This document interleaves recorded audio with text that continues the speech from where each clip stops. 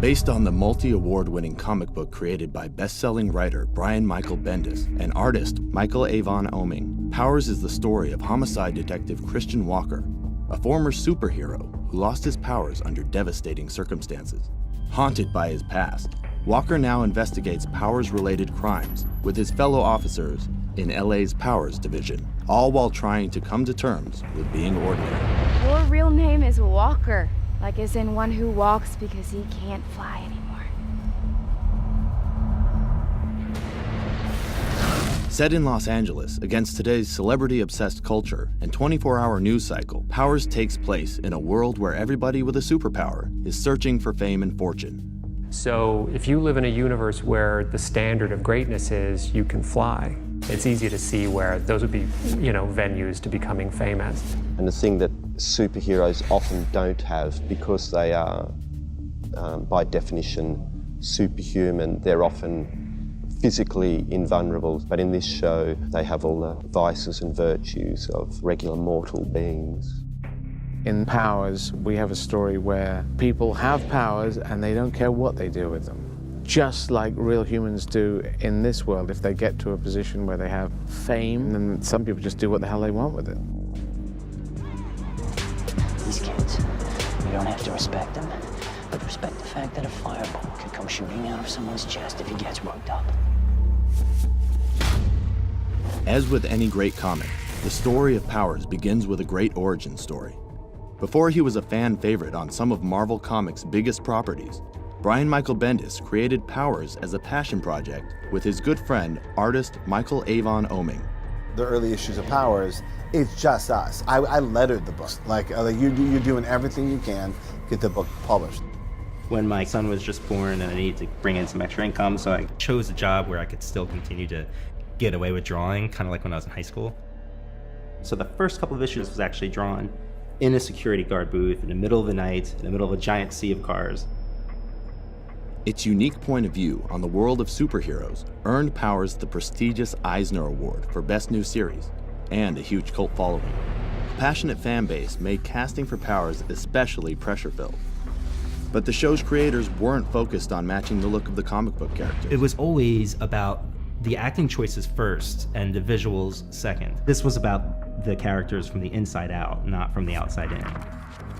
Charlton Copley plays the fallen power-turned-detective Christian Walker, and he, for one, relished taking on the role. Walker is a guy who used to have superpowers and lost them, and he's now a cop working at a police unit called Powers Division, which is responsible for, in as much as they can, policing the behavior of Powers in the universe. And this guy, when he had his powers, he was a bit of an asshole. And so losing him humbled him, and he's kind of wondering how would he be if he could get them back? Would he be a better person this time?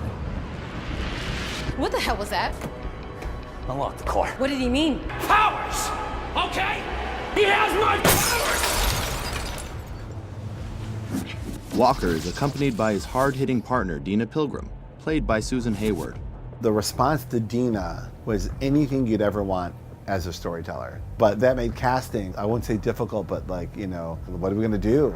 We gotta find Dina. When we saw Susan Hayward, her audition tapes, within 10 seconds, we're like, am I crazy? Am I getting too excited about somebody that quickly? But she immediately felt like Dina. I played Dina Pilgrim. She is a police detective who gets paired up with Christian Walker, who is an ex-Power.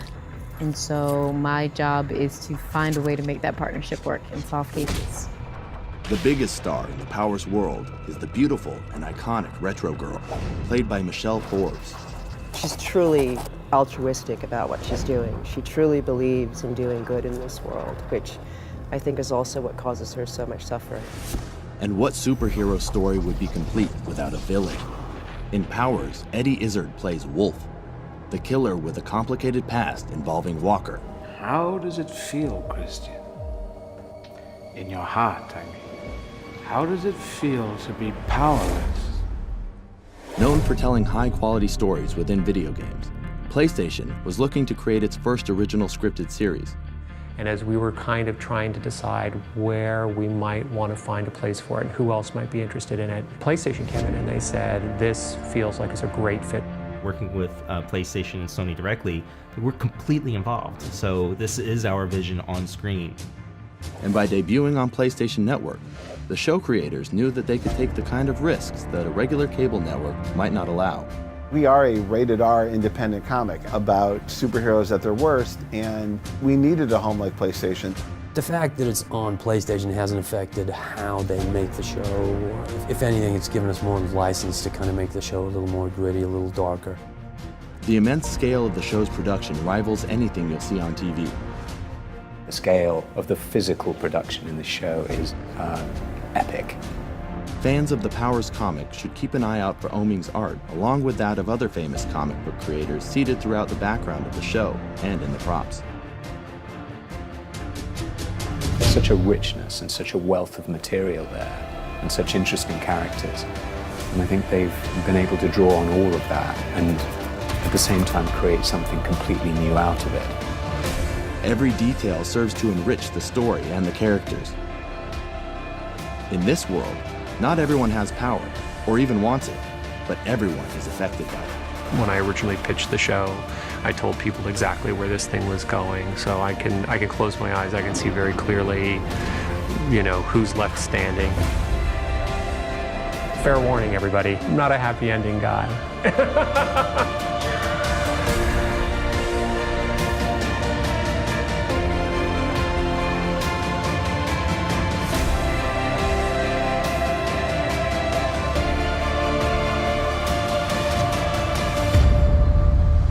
Tune in for the series premiere on March 10th and stream new episodes Tuesdays on PlayStation Store.